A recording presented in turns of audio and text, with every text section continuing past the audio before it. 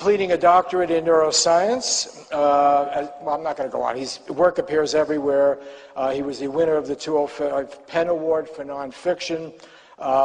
His books are being translated all over the world, and he's just become a major force in our country in challenging the religious right and so forth.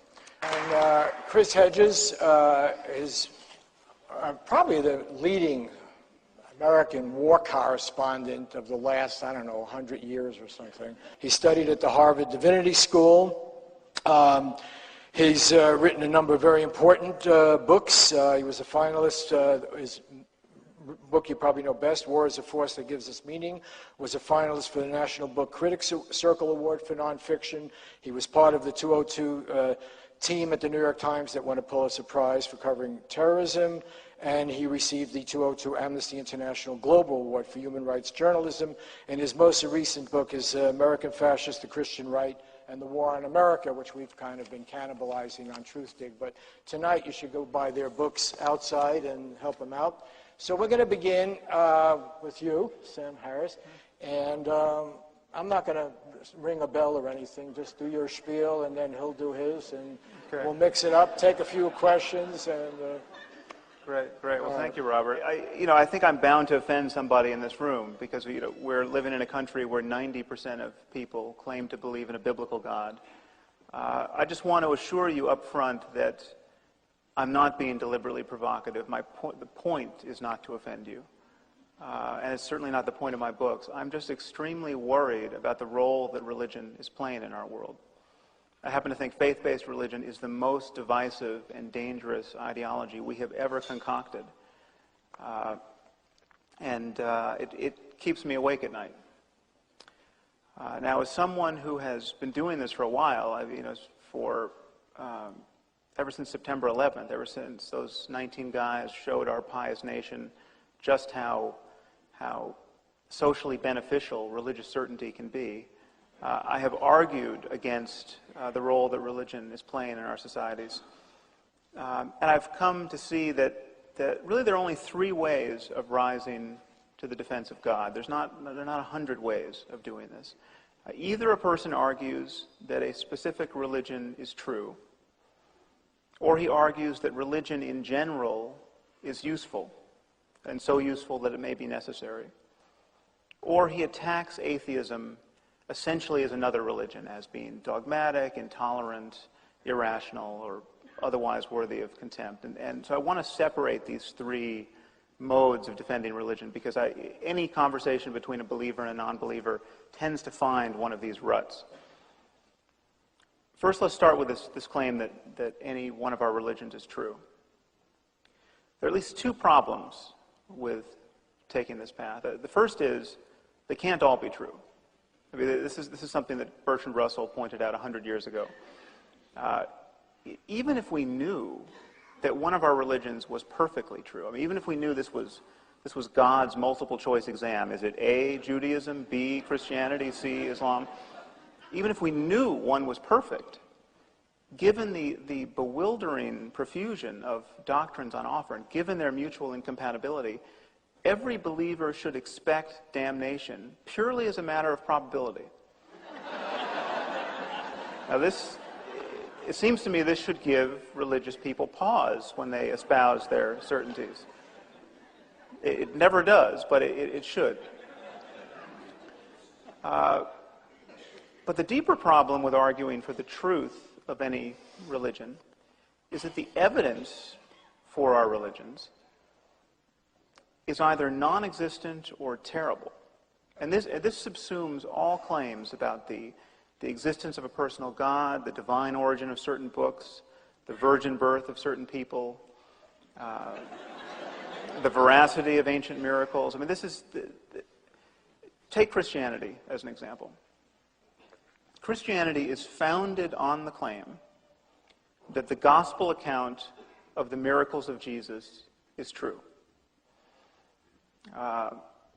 There are certain Christians that may want to hedge their bet here, but most Christians, most of the time, take some complement of these miracles as true. And most important, it seems to be the resurrection.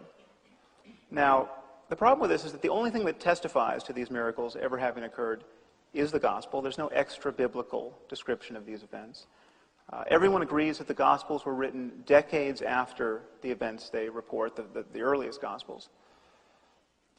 The problem is that even if the evidence were much better than that, even if we had hundreds of contemporaneous eyewitness accounts of these miracles, that would still not be good enough evidence to cash out the claims of Christianity. Why not?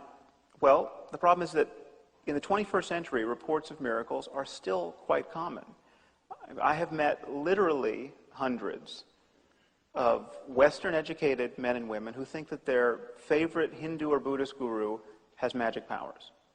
I mean, these are the reports of miracles are quite current. There are Hindu yogis and mystics who reportedly walk on water and raise the dead and fly without the aid of technology and read minds and divine the future. You take someone like Satya Sai Baba, the South Indian guru. All of these miracles are attributed to him. He even claims to have been born of a virgin, which incidentally is not such a rare claim in the history of religion or in history generally. Genghis Khan was supposedly born of a virgin. Alexander the Great was born of a virgin. I mean, parthenogenesis does not guarantee that you're going to turn the other cheek, apparently.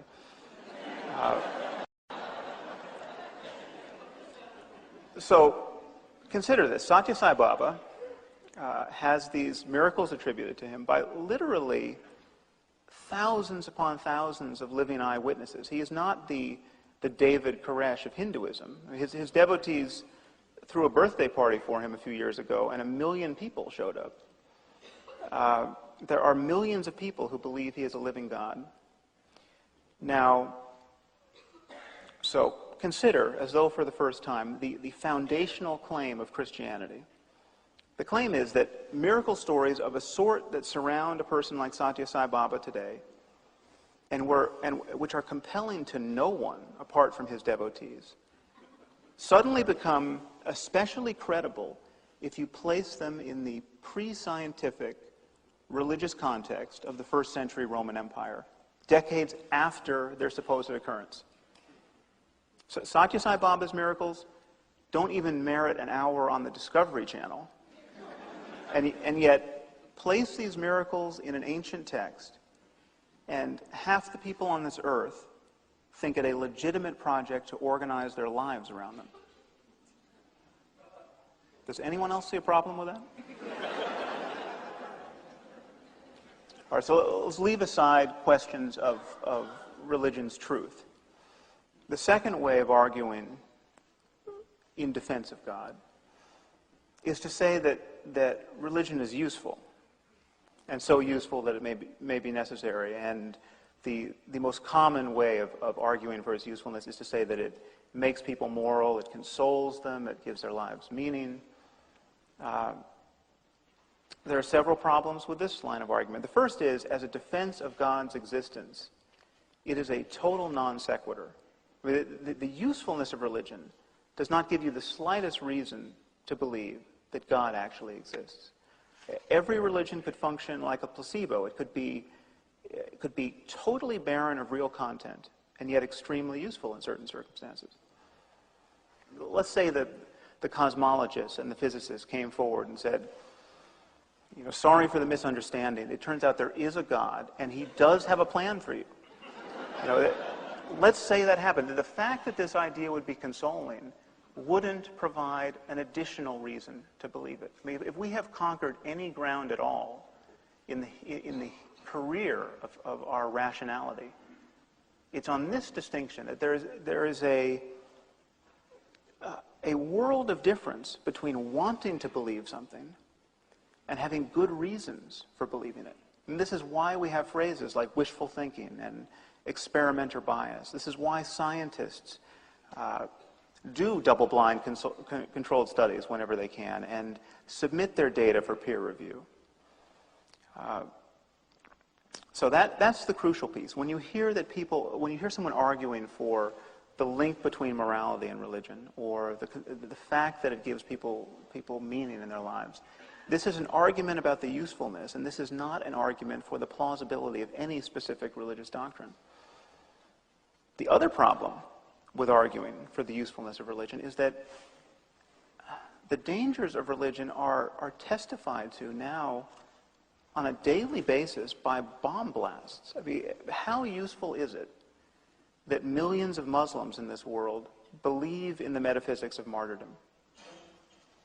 How useful is it that the Shia and the Sunni in Iraq have such heartfelt religious differences? How useful is it that so many Jewish settlers think that the creator of the universe promised them a patch of desert on the Mediterranean?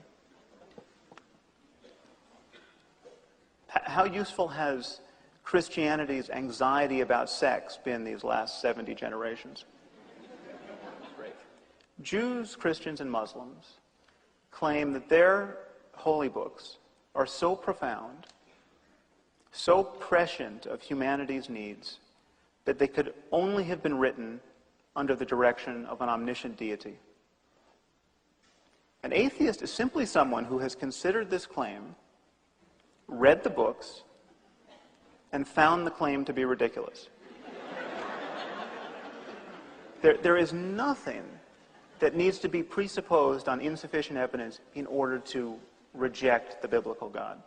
I mean, what dogma have we all embraced to not take Zeus and Poseidon and Apollo into account on a daily basis? What dogma have we used to reject all of the thousands of dead gods who now lie buried in that mass grave we call mythology?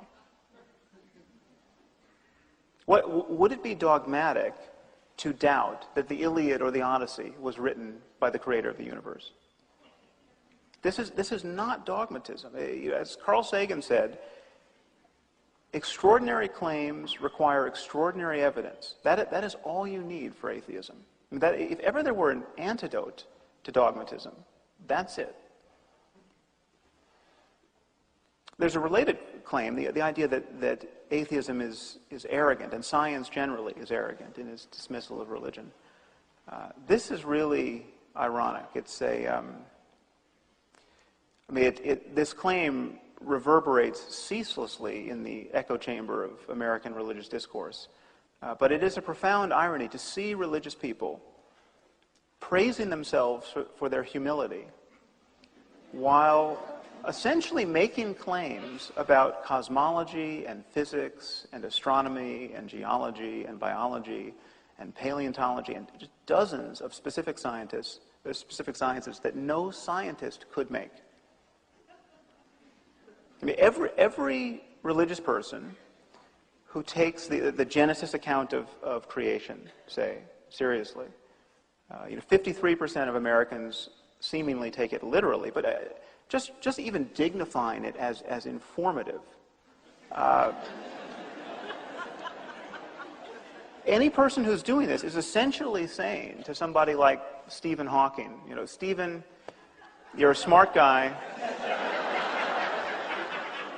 I see you got a lot of equations over there, but you essentially don't know enough about cosmology, because here, God did this in 6 days, and then he rested on the seventh, and I don't really, that could be a metaphor, but I don't see you really grappling with the nuances here, and they're essentially saying to someone like Richard Dawkins or Robert Trivers or any evolutionary biologist, they're saying, you're saying all this stuff about DNA and the fossil record and radiocarbon dating, but it says here that man was made in a separate act of creation, and that really we should ponder over that. And this would be amusing, this kind of covert arrogance, if it were not having such a disastrous effect, if it were not impeding the teaching of science in this country. 30% of biology teachers don't even mention evolution because it is such a hassle to deal with the religious lunacy of their students and their parents.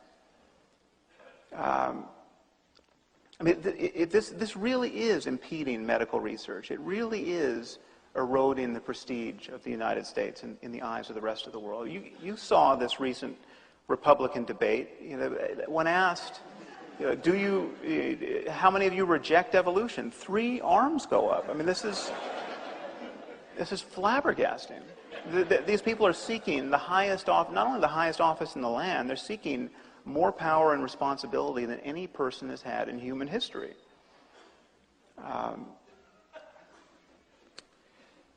So to wrap up, let me just say that none of what I've just said should be construed as a denial of the importance of ethics in our lives, or even the importance of spiritual experience. You can be someone who's deeply committed to transforming your moment-to-moment perception of the world and use techniques like meditation and fasting, and you can go into a cave for a year and be a mystic if you want to. None of that requires presupposing anything on insufficient evidence. And none of that requires that we lie to ourselves or to our children about our state of knowledge about the world. And the problem I have with religion, both at every point on the spectrum, from moderate to extreme, is that it stands as a permanent denial of the possibility of developing a truly rational, modern, open-ended discussion about the nature of our subjectivity, about the possibility of ethics and spirituality truly in conformity with our rationality as it exists now. Every religious person, every person who's committed to still being a Christian or a Jew or a Buddhist is essentially giving tacit endorsement to the religious divisions in our world and essentially saying that we need some measure of mythology, we need some measure of fairy tale, we need to pretend on some occasions that we know things we do not know. And it's simply untrue. So I think that's probably enough to get us started. Thank you. I'm going to go up there with the podium. Can you do that?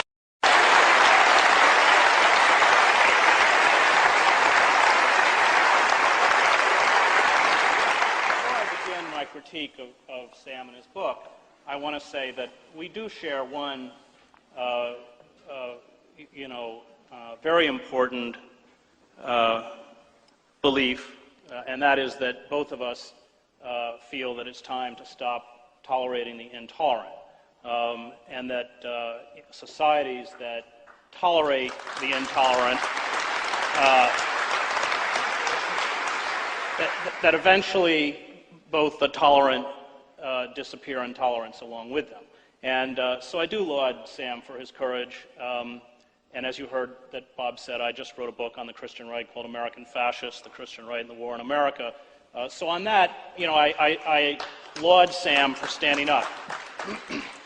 But I come from a religious background. I guess in some vague way I still consider myself religious. And I think Sam, in my mind, has conflated faith, which I hold of some importance, with tribalism. I think his book is an attack not so much on faith, but on a system of being and believing that is dangerous and is compatible with the open society. But what he attacks is superstition, a belief in magic, the childish notion of an anthropomorphic God that is characteristic of the tribe, of the closed society. And he calls this religion, and I do not. I think what Sam, in my mind, fails to grasp is not simply the meaning of faith, something that I'll address a little later on, but the supreme importance of the monotheistic traditions in creating the concept of the individual.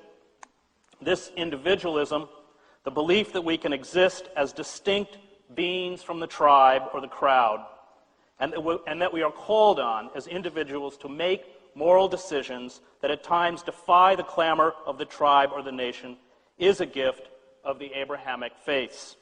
This sense of individual responsibility is coupled with the constant injunctions in Islam, Judaism, and Christianity for a deep altruism, and this laid the foundations for the open society. This individualism is the central doctrine and most important contribution of monotheism. We are enjoined, after all, to love our neighbor, not our tribe. This empowerment of individual conscience is the starting point of the great ethical systems of our civilization. The prophets and here I would include Jesus, helped institutionalize dissent and criticism. They initiated the separation of powers.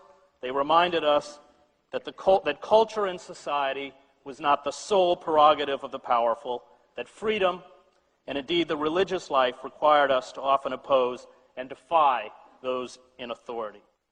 God, as Sam points out, is a human concept. God is the name we give to our belief that life has meaning, one that transcends the world's chaos, randomness, and cruelty. To me, to argue about whether God exists or does not exist is futile. The question is not whether God exists.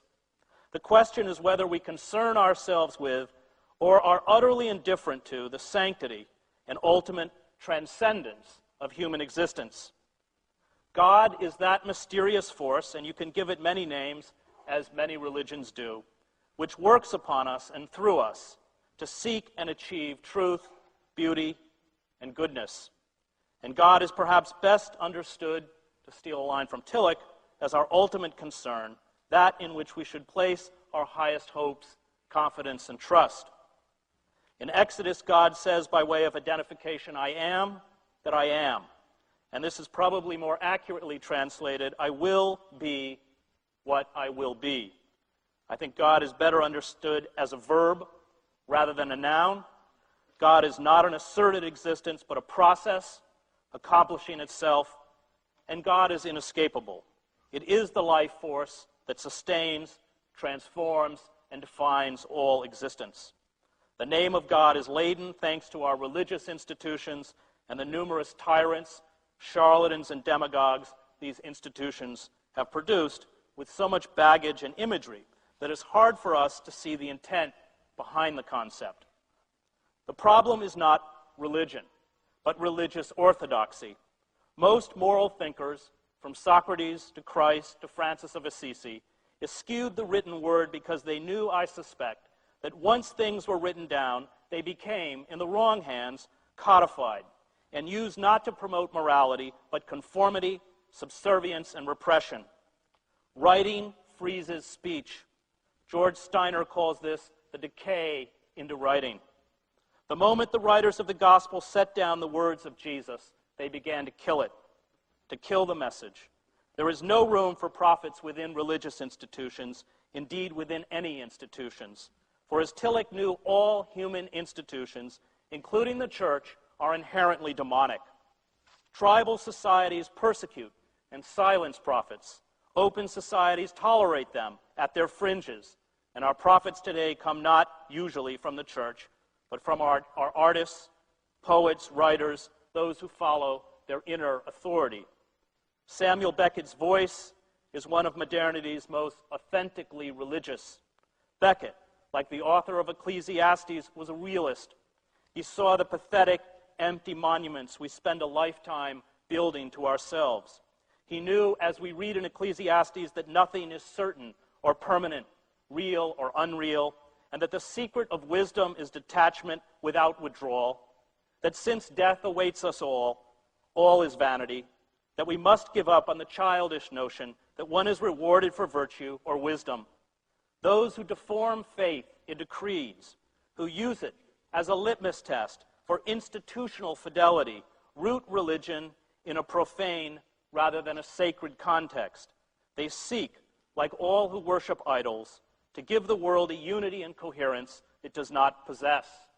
They ossify the message, and once ossified, it can never reach an existential level, never rise to ethical freedom, to faith. The more vast the gap between professed faith and acts of faith, the more vast our delusions about our own grandeur and importance, the more intolerant, aggressive, and dangerous we become. Faith is not in conflict with reason. Faith does not conflict with scientific truth unless faith claims to express a scientific truth. Faith can neither be affirmed nor denied by scientific, historical, or philosophical truth. And here I think Sam confuses the irrational, which he sees as part of faith, with the non-rational. There is a reality that is not a product of rational deduction. It is not accounted for by strict rational discourse. There is a spiritual dimension to human existence and the universe, but this is not irrational. It is non-rational. Faith allows us to transcend what Flaubert says was our mania for conclusions, a mania he described as one of humanity's most useless and sterile drives. We are at war with Islam, Sam writes in The End of Faith. It may not serve our immediate foreign policy objectives for our political leaders to openly acknowledge this fact, but it is unambiguously so. It is not merely that we are at war with an otherwise peaceful religion that has been hijacked by extremists. We are at war with precisely the vision of life that is prescribed to all Muslims in the Quran and further elaborated in the literature of the Hadith, which recounts the sayings and teachings of the Prophet. Sam assures us that the Quran mandates such hatred, that the problem is with Islam itself. He writes that Islam, more than any other religion human beings have devised, has all the makings of a thoroughgoing cult of death. Now, after studying 600 hours of Arabic, spending 7 years of my life in the Middle East, most of them as the Middle East bureau chief for the New York Times, I do not claim to be a scholar on Islam. But I know the Quran is emphatic about the rights of other religions to practice their own beliefs and unequivocally condemns attacks on civilians as a violation of Islam. The Quran states that suicide of any type is an abomination.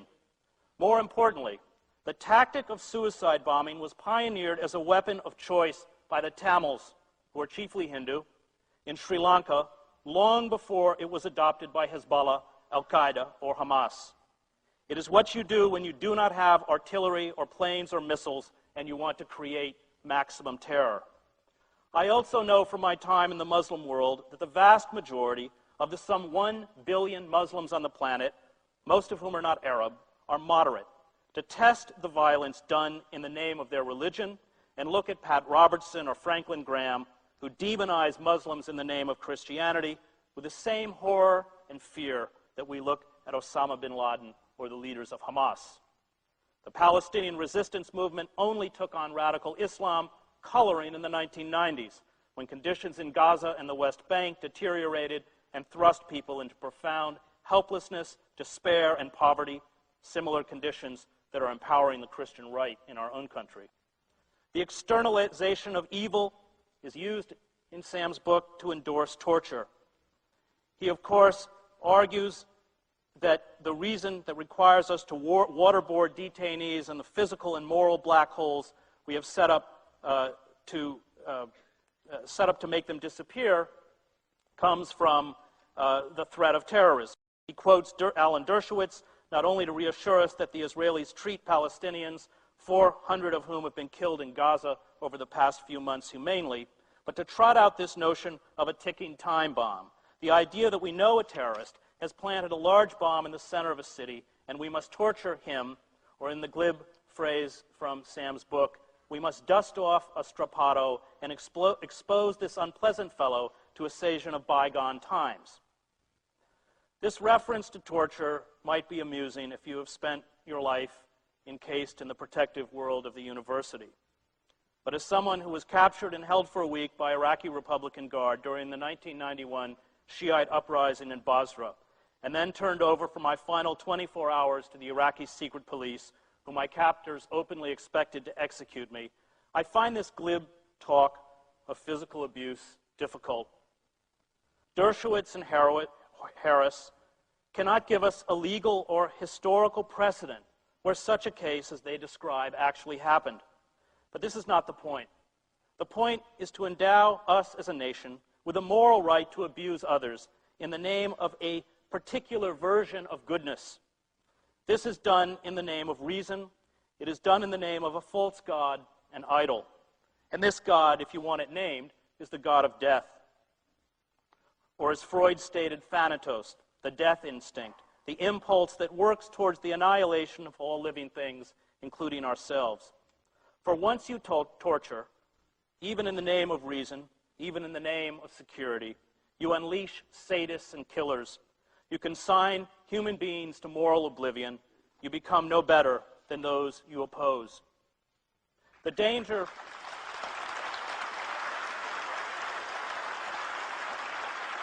The point of religion, authentic religion, is not that in the end it is about us. It is about the other, about the stranger lying beaten and robbed on the side of the road, about the poor, the outcasts, the marginalized, the sick, the destitute, about those who are being abused and beaten in cells in Guantanamo and a host of other secret locations, about what we as a society do to gays and lesbians, what we do to the 47 million Americans without health insurance, the illegal immigrants who live among us without rights or protection. Their suffering is as invisible as the suffering of the mentally ill we have relegated to heating grates or prison cells. It is about them. We have forgotten who we were meant to be, who we were created to be, because we have forgotten that we find God not in ourselves, finally, but in our care for our neighbor, in the stranger, including those outside the nation and the faith. The religious life is not designed to make you happy or safe or content. It is not designed to make you whole or complete, to free you from anxieties and fear. It is designed to save you from yourself, to make possible human community, to understand that the greatest force in life is not power or reason, but love. As Niebuhr wrote, "Nothing worth doing is completed in our lifetime. Therefore, we are saved by hope. Nothing true or beautiful or good makes complete sense in any immediate context of history. Therefore, we are saved by faith. Nothing we do, however virtuous, can be accomplished alone. Therefore, we are saved by love. No virtuous act is quite as virtuous from the standpoint of our friend or foe as from our own. Therefore, we are saved by the final form of love, which is forgiveness." Thank you. I think you guys stated it. I just want to ask a couple of questions, and because we're going to run out of time. But on the second half of your remarks, I think we can have a discussion about, and we should, how do we perceive the Muslim religion and so forth. So sure, leave that. On the first part, though, I think you avoided the argument of his work. Because he makes the point that this fundamentalist religion, which you attack, the Christian right and so forth, actually is a more honest position than what you call the liberal theology. At least they believe in revealed truths. They make a claim that there is a God that they invoke, that there are documents that you can refer to. And the religion that you refer to here is one that an atheist can accept quite readily. It's a God of great mystery, interest.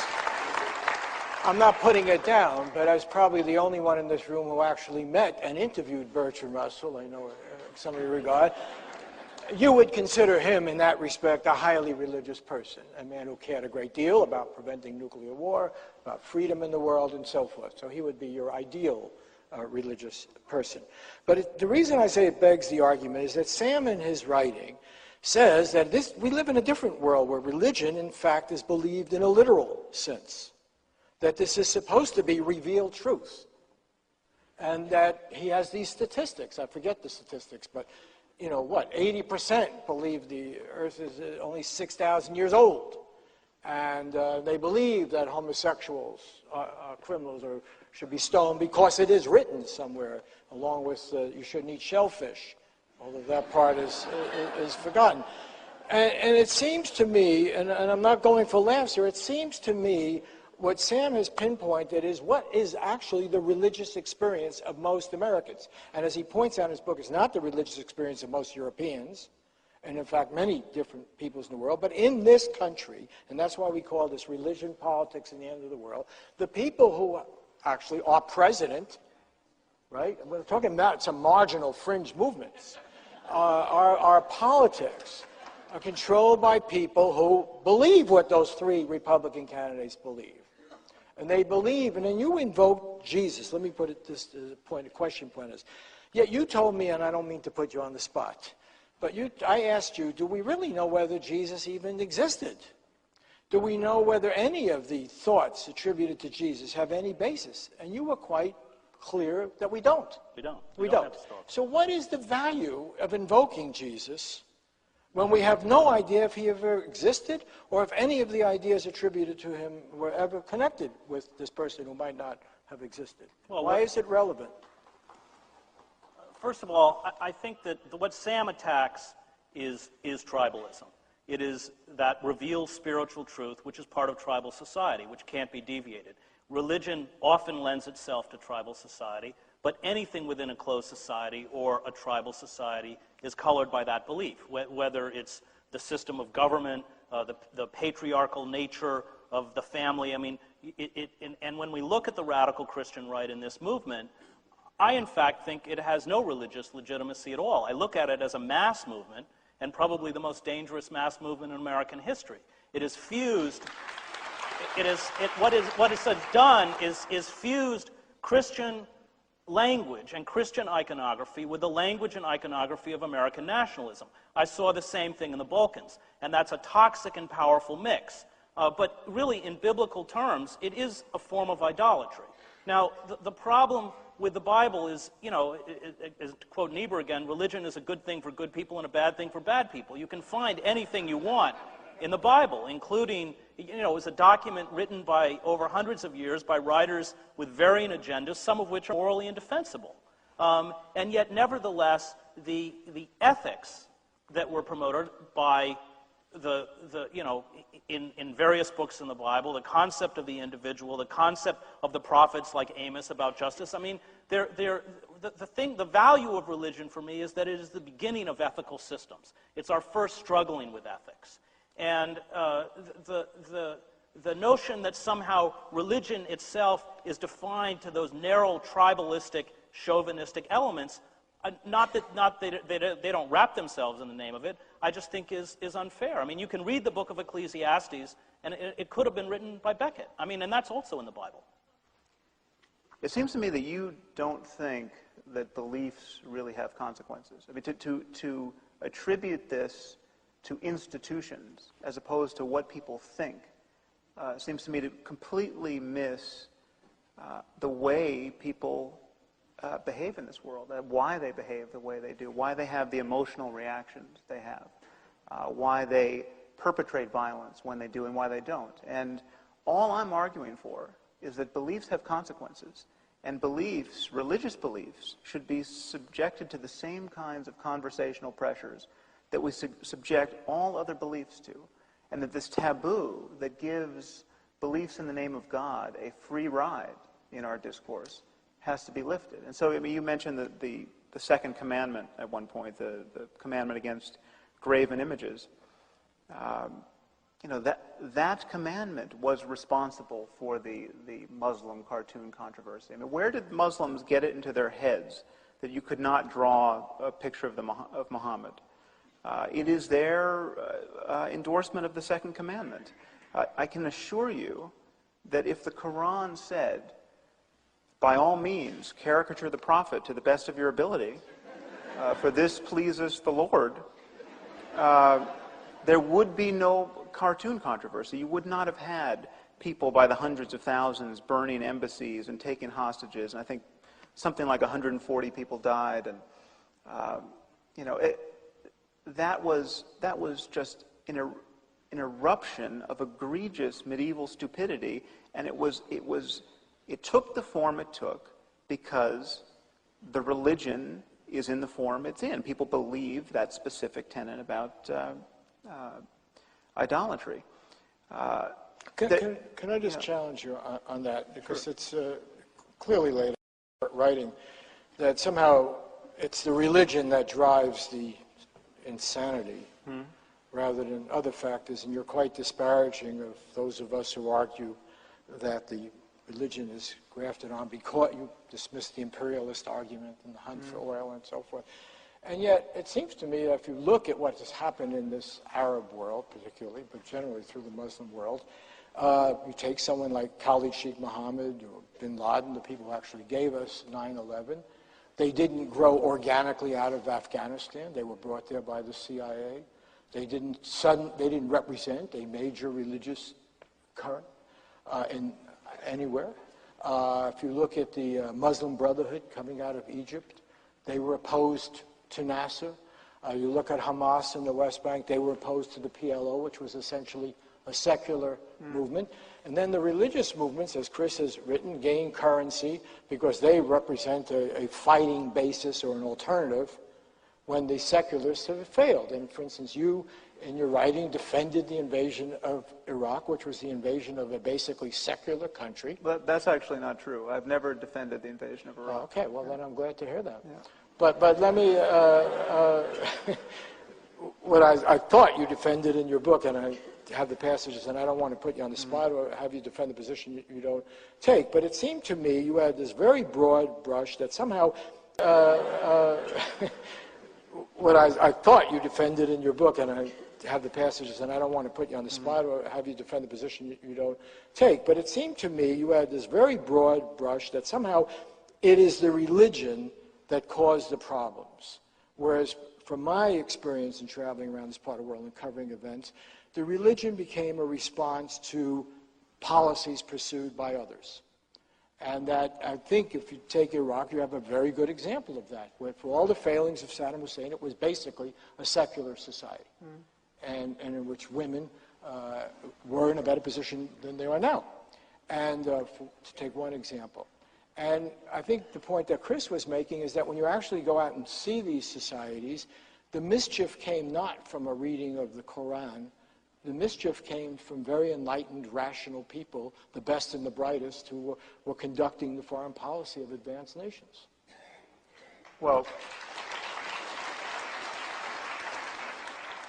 I'm certainly not going to deny that we have caused ourselves problems. And one of the reasons why we have been so inept in our foreign policy, I think, has a lot to do with our own faith-based thinking. The fact that we promote people to positions of power who, you know, in the president's case thinks God put him in the White House, and I've argued that that belief logically entails that God did not put him in the White House to make a catastrophic mistake.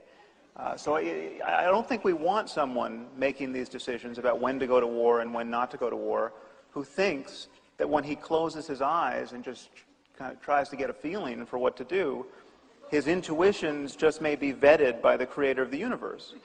And I take these people at their word. I mean, people believe this stuff. So... Okay, but isn't it quite possible that this is just grafted on? You know, the Elmer Gantry phenomenon. I mean, that maybe Falwell and Pat Robertson don't really believe any of this stuff. That they use it to hype their own cause. It is true that it's possible. Okay, first of all, I think there's a few variables we have to get on the table here. It is certainly possible, and I think this is true, that there is a distance between what people profess they believe and what they actually believe, and what they will say on a questionnaire, and then what is really operative at the level of their behavior. Now, what this distance is, that's something that's difficult to determine in any case. So when you have something like 38% of British Muslims now claim to believe that anyone who leaves the faith, anyone who commits the crime of apostasy, should be put to death. This is 38% of British Muslims. We're not talking about Pakistan or Afghanistan. That's quite an alarming finding. Now, what percentage of them would actually be willing to kill someone who leaves the faith? I don't know. I mean, there's a distance between what you think and what you're actually going to do. But the idea that somehow it is a tiny minority of people who profess these things, who actually believe them, there's no evidence for that. I mean, there is apparently an inexhaustible supply of suicide bombers.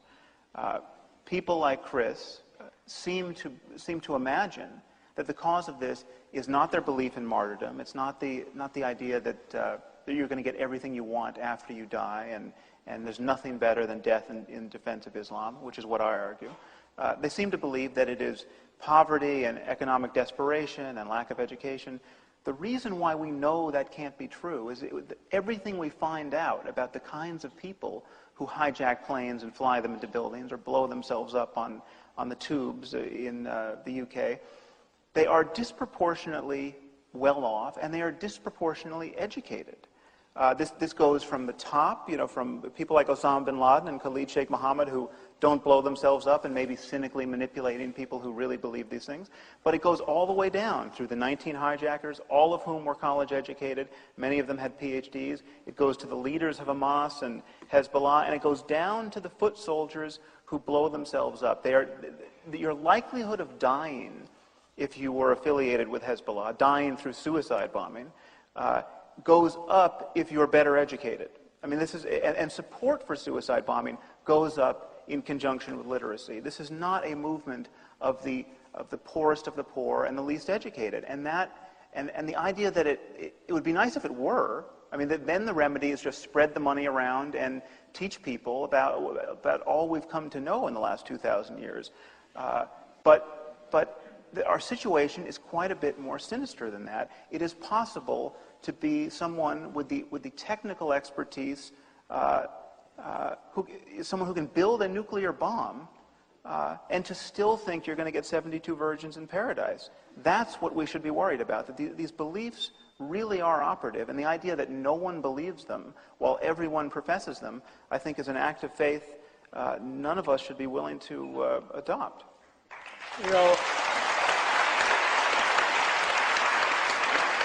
I'll let Chris respond, but for the people applauding, I just want you to consider one thing.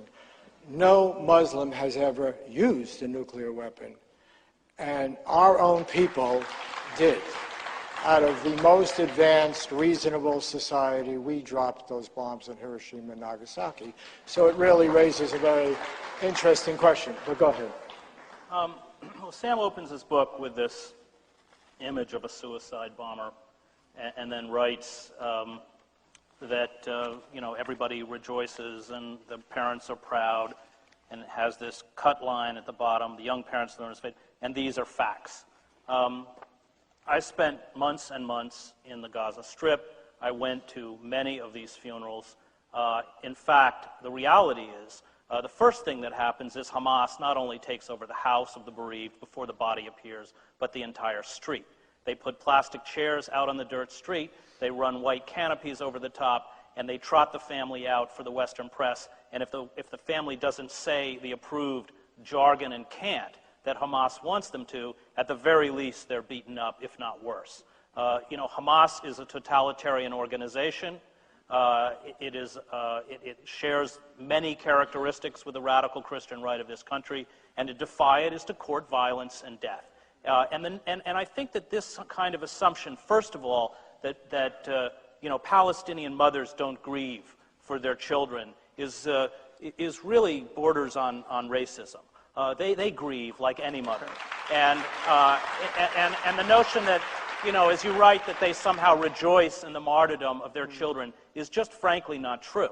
Having lived in Gaza and been in the houses, I've seen mothers who don't speak for days. The devastation that is visited on parents by the loss of a child is universal, first of all. Second of all, most of the suicide bombers in Gaza do not come from the middle class. They come from the refugee camps. The suicide bombers of 9/11, who I investigated for the New York Times, I covered al-Qaeda based in Paris, in Europe and North Africa after 9/11. They came from the middle class, but it's a very peculiar middle class because it is a class that is displaced from origin and dropped. You see it with French Muslims, the 5 million Muslims in France. And it is that horrible identity crisis that grips them. And in some ways, they don't belong to any culture. They don't belong in France or Germany, and they don't belong in Tunisia or Algeria or Saudi Arabia, where they come from. And it is that identity crisis that propels them into the arms of radical preachers who promote this utopian vision. It is that search for identity. Finally, in the notion that somehow people in a place like Gaza are propelled to carry out suicide attacks because of religion, I think just, you wouldn't have to spend more than a few days in Gaza to see that Gaza is now virtually one, it's a prison. It's a walled-in prison. People can't travel out. There's severe malnutrition. I think the last figure is over 30%. People are living there on less than $1 a day.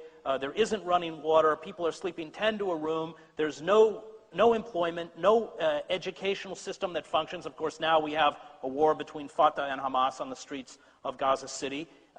And these kids have no future. They have no prospects. And the only way they can affirm themselves in this society is through death. They at least know that if they're a shaheed, posters will be put up at their face on the wall.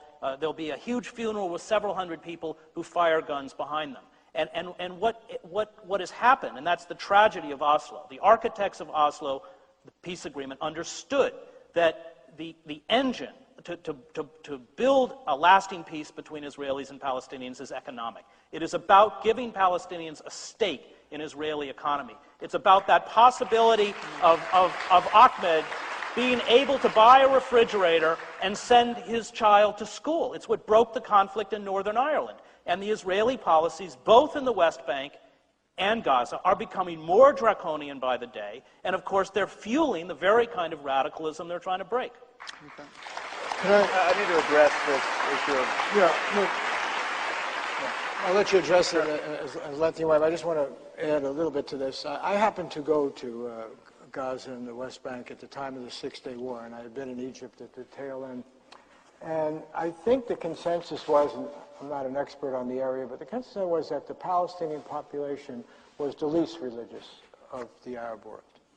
And that the feeling of the people there in Gaza and the West Bank was not driven in any stronger way by religion. And the PLO, as I said before, was basically a secular movement. As, for instance, in Iran, the movement that Mohammad Mossadegh was involved with, a nationalist movement in a country that later became more religious. Egypt, Nasser was a nationalist, later became more religious, and Muslim Brotherhood grew. So since the Quran had been written before all this, since the religion was present, how do you explain the rise of this religious feeling, if not in the terms that Chris just explained of desperation and reaction? Why did the PLO, for example, give way to Hamas? Why did these people in Gaza reject basically a secular model of the PLO and embrace Hamas, which was shown in elections and so forth? Why in Iran did they go from a Mossadegh to the Ayatollah? Why in Iraq did they go from basically a secular society to now a society where two major religious factions are contending? It wasn't that the Quran suddenly appeared. It wasn't that the Muslim religion suddenly appeared. It was external events which then caused people to turn to this religion. Well, no, I think we have... I certainly think the lesson of Iraq is that we underestimated the role of religion. Religion was still a potent force all the time, even while it seemed to be a secular society from the outside. And Saddam Hussein, from the reports I've heard, was quite cognizant of the power of religion and was not nearly as secular as we have made him out to be in the way he marketed himself to his people. I think we are consistently erring on the side of assuming secularism that does not exist in the Muslim world. I need to deal with this charge of racism. It should be pretty easy to see that my criticism of Islam is not racist. First of all, it applies with equal felicity to white Muslims as to any other ethnicity. In some sense, it even applies more to somebody like John Walker Lindh, a middle-class guy from Marin County who discovers the Quran and decides to go off and fight with the Taliban.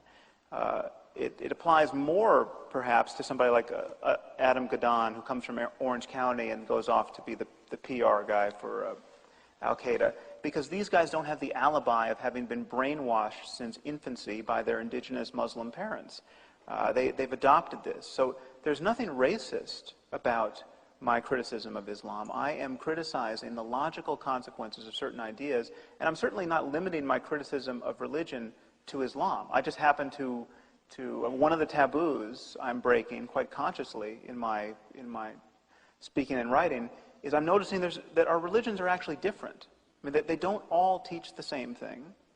And where they do teach the same thing, they don't teach it equally well. I mean, we are not going to have a problem with Jain suicide bombers, no matter how mistreated Jains become in this world. The core principle of Jainism really is nonviolence.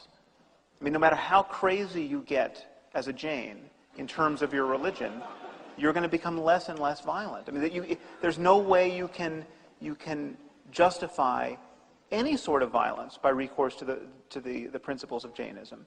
To argue that the core principle of Islam is nonviolence is truly impossible. I mean, if anything, the core principle of Islam is jihad. It is convert, subjugate, or kill the infidel. I mean, the Quran and the Hadith do nothing so eloquently as demonize the infidel and talk about the imperative of spreading the faith. If you look at the historical example of Muhammad, he's rather a different character than Jesus. He is not a hippie who got crucified. He was a conquering general, and Muslims draw a lot from that example. You know, Sam, let me just add one more thing. Another piece that I find rather galling about this mode of apologizing for Islam, and certainly that raising the bogeyman of racism. One of my primary concerns, whenever I criticize Islam, one of the first things I say is that nobody is under Islam more than Muslims. I mean, and certainly nobody is suffering more than Muslim women. And so to obfuscate,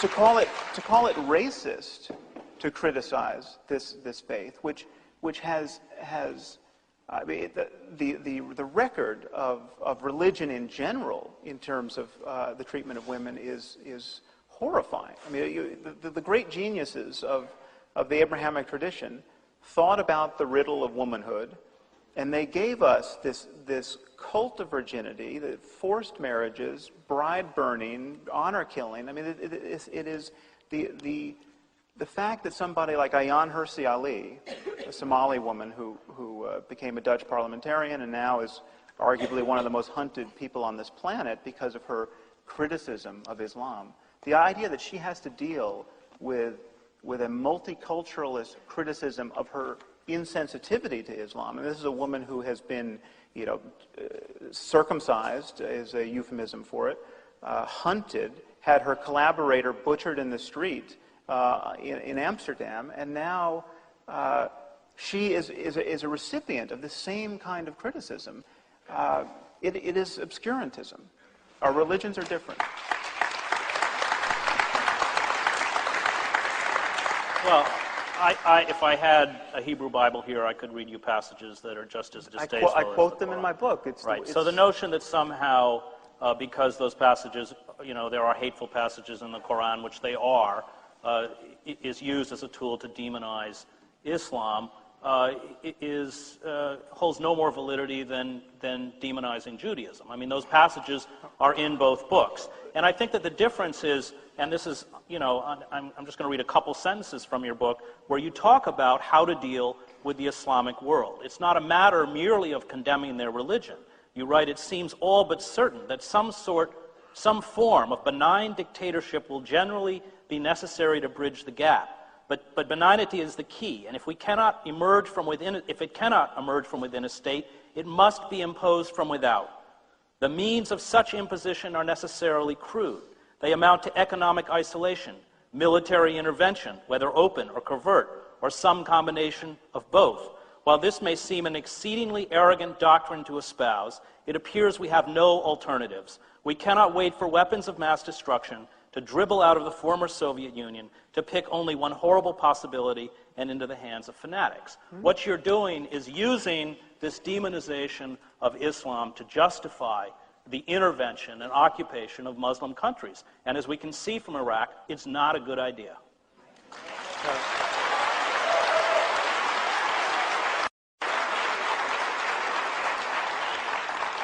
Well, first of all, your point about the Hebrew Bible, I think, speaks to my side of the argument. First of all, I don't shy away from quoting the Hebrew Bible to the exasperation of Christians and Jews when I criticize faith. I think books like Leviticus and Deuteronomy are the most terrible books. I mean, the killing never stops in these texts.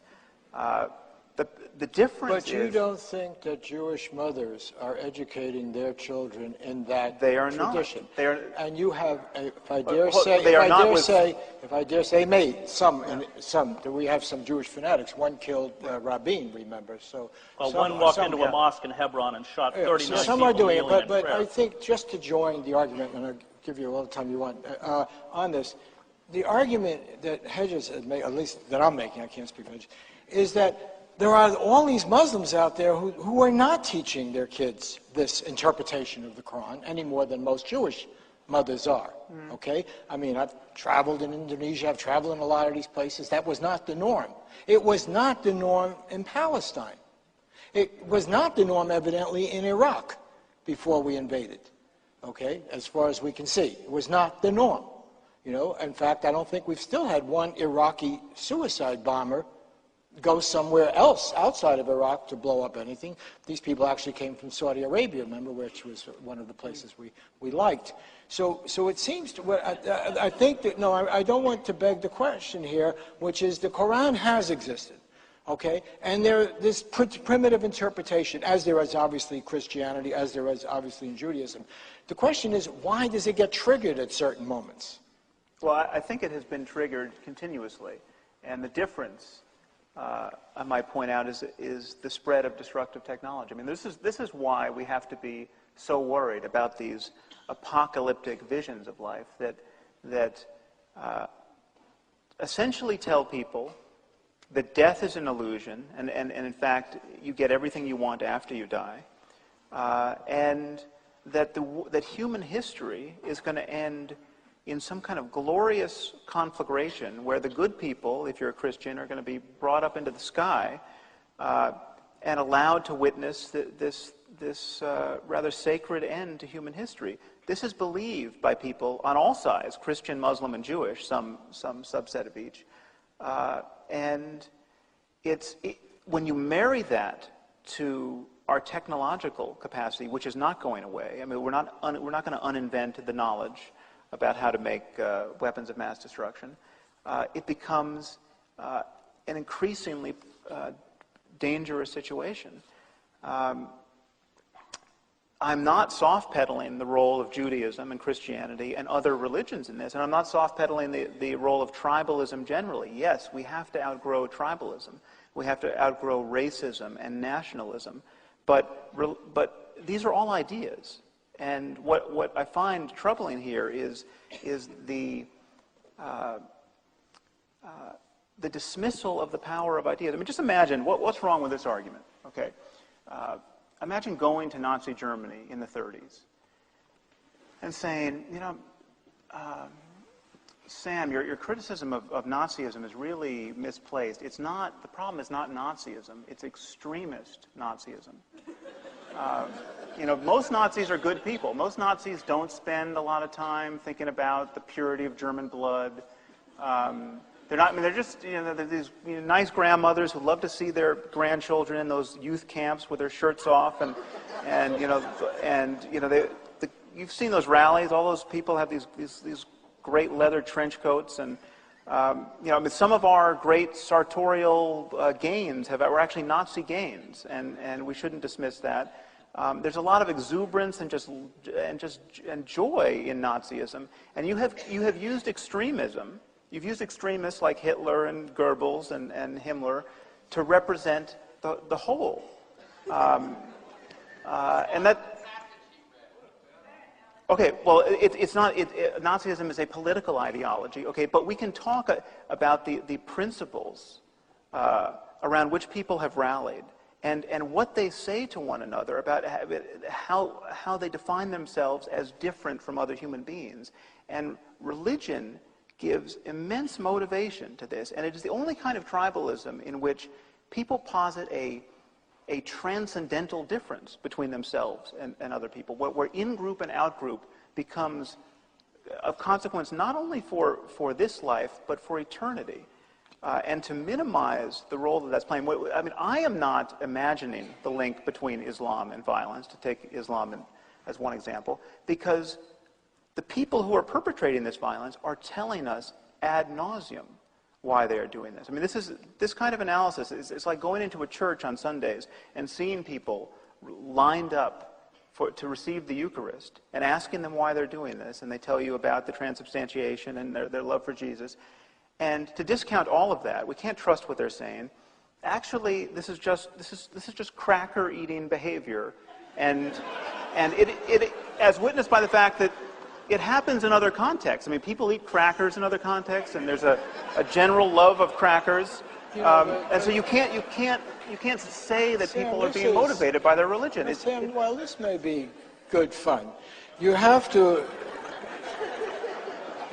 explain why this religion takes hold at certain moments and does not at others. The fact is, if the power... I reject that analysis. No, but if the power is in the religion, and you say it's there in the Hebraic religion, only it's not operating now because Jewish mothers are not doing that, and we know in large parts of the Muslim world it's not operating. They don't read the Quran that way. They don't follow the religion that way, including large parts of the Arab world through much of the history.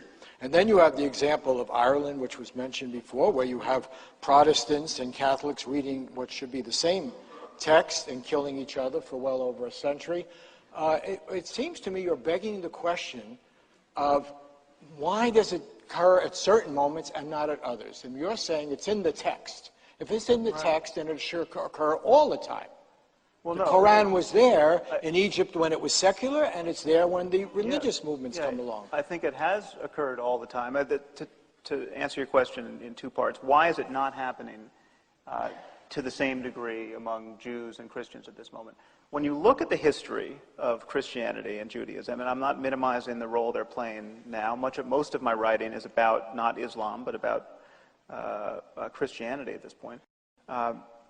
Christianity and Judaism have suffered a harrowing collision with modernity over the last 200 years. I mean, they have just had their religions mastered by science and secular politics and common sense to a degree that has not occurred in the Muslim world. The Muslim world has not had a reformation, and it has not had a renaissance. The Muslim world is amazingly isolated from the currents of criticism that have beaten back the fascistic and insane practice of religion that endured for centuries under Christendom. I mean, we were burning witches alive and heretics for 500 years in Europe. We're not doing that anymore, courtesy of scientific understanding of medicine, for one thing. I mean, we don't believe now that people are dying because their neighbor cast a spell on them. That's a good thing. That was hard fought, that battle. You're talking about practices in a pre-modern society, and when people don't understand the cosmos and they don't understand human bodies, irregardless of religion, and you can read what anthropologists write from New Guinea or anywhere else when they deal with a pre-modern society, that's how they react. But to somehow blanket, 1 billion people as pre-modern. I lived in Cairo. It's one of the most artistically and intellectually vibrant cities I've ever been in. Let me just make it very clear. I'm not doing that. I'm not saying that all 1.4 billion Muslims are Al-Qaeda. Okay, I'm not saying that. And there's no doubt that some significant percentage of Muslims don't take their religion all that seriously. That is a good thing. I mean, so that they're moderate. They're moderate because they're not forcing their kids into madrasas and seeing everything through the prism of theology. Sam, but the point is, are we just disagreeing about sheer numbers, or are you denying that any subset of the Muslim world really believes what they say? I'm saying that what you describe is how a pre-modern group or society exists anywhere on the planet, not just Muslims. That's how pre-modern societies work. That's how tribal societies work. They're superstitious. Honor killings, by the way, having lived in the Middle East for 7 years, are not that common. But let me talk a little bit about the mood of the Muslim world. I was in the Arab world after 9/11, covering Al-Qaeda, and there was absolute revulsion and shock and empathy for us for what happened.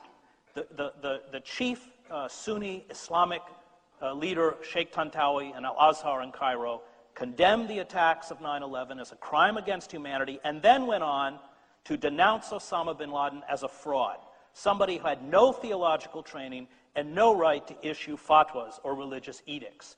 The tragedy is not the fault of the Muslim world. What happened is that we fail to understand that the only way to fight terrorism is to isolate terrorists within their own society, not to begin dropping iron fragmentation bombs all over the Middle East.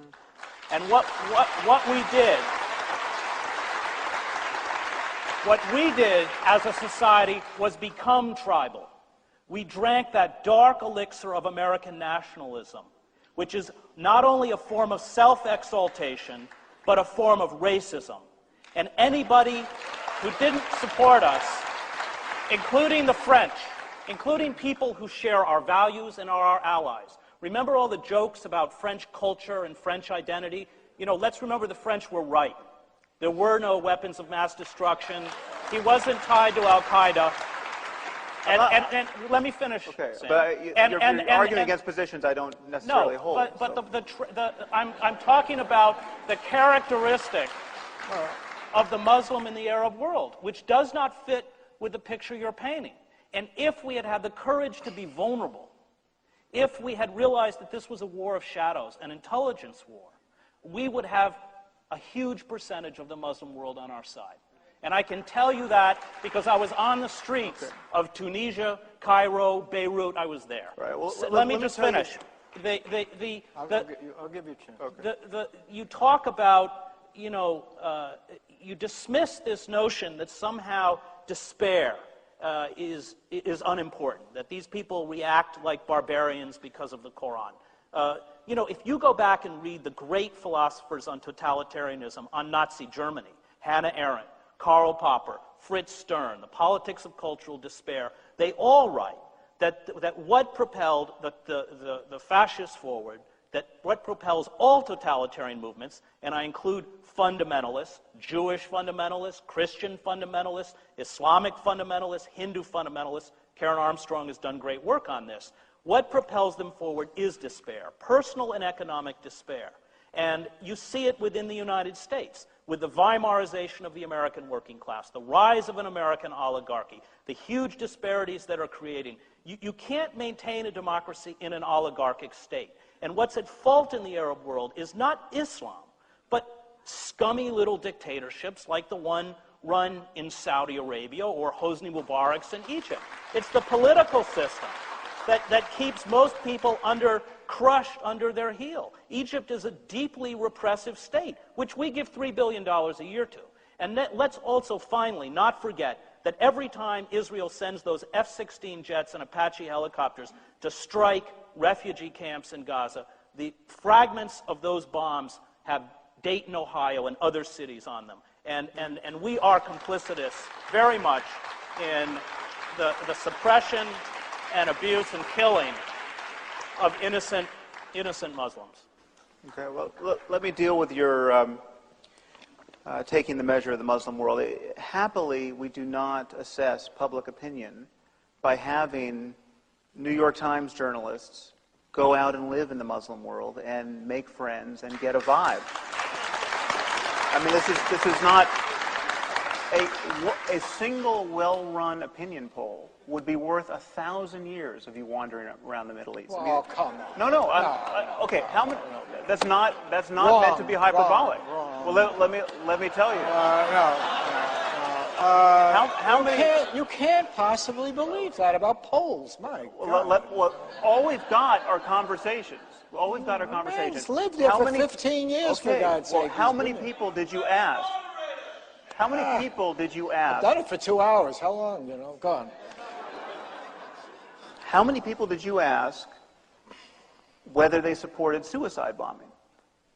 You could have lived there a long time and asked that question a lot and still not have done anything like the job that Pew did when they went into 9 countries and got a random sample, insofar as that was possible, of Muslims and asked 38,000 people that question. Okay, the responses were appalling. And the responses were appalling in countries that were the most cosmopolitan and the least benighted by pre-modern standards. I mean, this is, and there has been poll after poll after poll. None of them support this sanguine idea of Muslim public opinion. I actually studied the Pew poll carefully, and what it said was that in the face of an occupation, where the occupier is hurting your country and your people, that this is a legitimate attack because you don't have alternatives. That's what the Pew poll said. It's in my book if you want to see the question. And the question was, do you support suicide bombing against non-combatants in defense of Islam? Okay. It is explicitly a religious formulation of it. And it's suicide bombing, which, as Chris points out, there is a single line in the Quran which seems to suggest suicide is a bad idea. It's suicide bombing against non-combatants. And the support is astonishing. And the support is not... I mean, it's interesting to consider what level of support we would find consoling. You know, 2%, 5%, 10%. Well, I mean, 10% is still 140 million people in this world. But there were countries where it was 75% and 80%. And Turkey, the great Muslim success story, was down around 20%. So these are not... Can I ask you just a question? I don't want to get people too angry, but I'll kick myself going out of here if I don't ask this question. But we had this war in Vietnam, and according to McNamara, 3.4 million people died. Died. Most of them civilians. Right? Most of them civilians. Is there a fundamental difference between killing 3.4 million people with this carpet bombing and Agent Orange or fragmentation bombs and suicide bombing? Is there a fundamental difference between suicide bombing and destroying Hiroshima, Nagasaki, and all of the wood-based cities of Japan in World War II? Is there a fundamental moral difference? Well, I think that I don't want to speak for a moment in defense of Vietnam or even in defense of Hiroshima and things that could be given a plausible rationale for self-preservation. I think we could not fight war the way we fought war in World War II. We could not firebomb Dresden because we have too much information, because this information plays upon our nascent feelings of compassion, and that's a good thing. I think we should have all the information we can get about the horrors of war so as to inoculate us against going casually onto the battlefield. But yes, suicide bombing is, when you think about it, something that really should be impossible. And it is the least rational thing, even worse than suicide bombing, celebrating these suicidal atrocities of your children, which, Chris, I understand the mothers you have met didn't appear to be doing that, but there's no question that some mothers do that, and this has been widely reported. If you really believe, it's a perfectly rational thing to feel. If you really believe that martyrdom is true, if you really believe that your dead child, who was there a moment ago, is now in paradise waiting for you and you will really be reunited, death is an illusion. And there are people who believe this, and there are people who express this belief violently in conflicts that have nothing to do with us. I mean, the war between Iran and Iraq was characterized on the Iranian side by this massive campaign of suicide bombing, where teenagers were just goaded out to clear minefields by their parents. We weren't involved. This is not, the problem is not urban sprawl and NAFTA and the other degradations that Chris suggests lead people to despair. There's no doubt that despair is a variable, but it matters what you believe in your despair. And again, I would take you back to despairing Janes. They're not going to practice suicide bombing because they believe something different. Okay, we have to wind this up because otherwise the overtime costs will bankrupt Truthdig and we won't be able to have another event. But I do want to, I know you guys, you'll be going in the car and you'll think, that thing got all screwed up, Cher was a lousy moderator, et cetera, et cetera. So why don't you go first and then you go second, and just tell us what we didn't get to that we should have, and put the cap on it. I think that what Sam is fundamentally talking about is fundamentalism, especially this radical fundamentalism that we see within the Muslim world, that we see it within Jewish groups, certainly within the settler movement in Israel. We see it with Hindu nationalists. Fundamentalism, for me, is born out of desperation and despair. That's why it's growing as a movement. I think at its core, it's primarily secular because its objective is the assumption of power at the expense of others. And I think that finally the only way to fight these movements, both abroad and within our own country, is essentially to re-enfranchise these people within our societies. And if we don't re-enfranchise these people, if we allow our country to become a corporate or oligarchic state, the despotism that we watch deforming lives abroad will deform lives at home.